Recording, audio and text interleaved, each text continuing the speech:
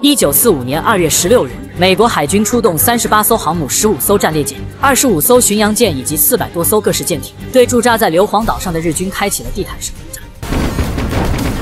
这座小岛虽然从表面上看毫不起眼，但它的战略位置却极其重要，刚好位于东京与塞班岛的正中央。美军自攻占塞班岛以来，先后对东京实施了数次轰炸，但因硫磺岛的警报作用，空袭效果一直不太理想。驻扎在岛上的日军战机还时不时的升空拦截，因此美军想要登陆日本作战，那就必须先拿下硫磺岛，作为通往东京的最后一道屏障。日本当然明白硫磺岛的重要性，因此早就做好了充足的准备，不但向岛上输送了大量的人员和物资，还增强了岛上的防御工事。按照作战计划，美军战舰首先会对硫磺岛进行为期10天的地毯式轰炸。然而由于弹药不足，美军只轰炸了3天便草草收场。但即便这样，仍然有24000吨炮弹落在了硫磺岛上。1945年2月19日上午9点整，由美国海军陆战队3万名士兵组成的先遣部队，在数百架战机以及火炮的掩护下，准备对硫磺岛实施抢滩登陆。刚开始一切都很顺利，美军不费吹灰之力便登上了硫磺岛，而且没有遭到任何抵抗。但很快他们便遇到了难题，由于硫磺岛是一座活火山，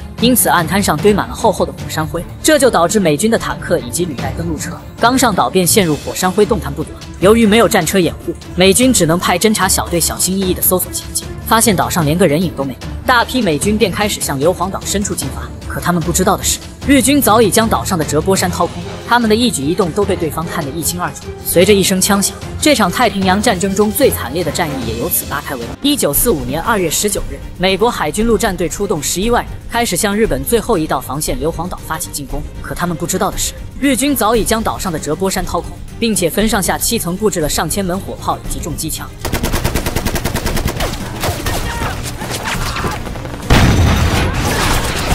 面对日军疯狂的火力输出，毫无防备的美军犹如韭菜般一片接一片的倒下。与此同时，隐藏在折波山上方的200多门重型火炮也开始对美军战舰以及坦克发起攻击。根据事先测算好的数据，日军炮火准确覆盖了登陆滩涂，一时间美军被完全压制，而且伤亡惨重，寸步难行。由于日军全都隐藏在山体中，而且数量高达2万多，美军想要在短时间内将其消灭根本不可能。他们只能依靠炸药包以及火焰喷射器，一步一步向前慢慢推进，但每一步都要付出惨重的代价。第一突击小队好不容易等到一辆坦克，队长连忙上前请求火力压制，但下一秒，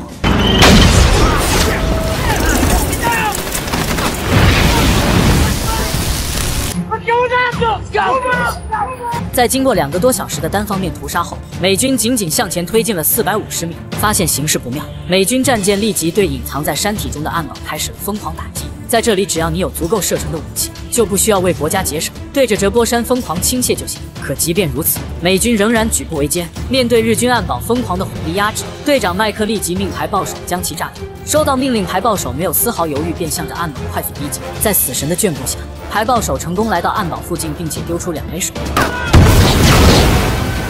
为了以防万一，排爆手对着岸堡又补了几枪。可让美军没想到的是，仅仅过了不到1分钟，岸堡里面便再次响起了枪声。原来日军的地堡都是连在一起的，一旦有人阵亡，很快就会有人补上。为了将岸堡彻底拔除，美军又派了1名喷火兵。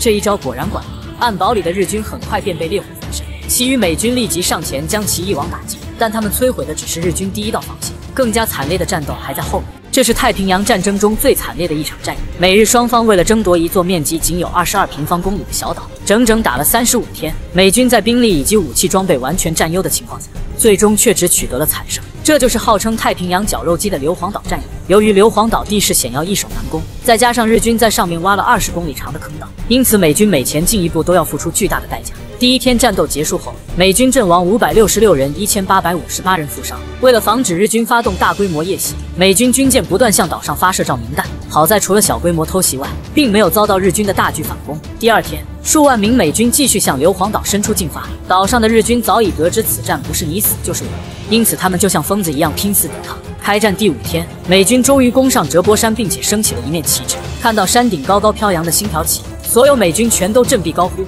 就连美军战舰也鸣起了长笛。然而就在此时，美国海军部部长詹姆斯·弗莱斯特突然登岛视察，他刚下船便看到了山顶的那面国旗。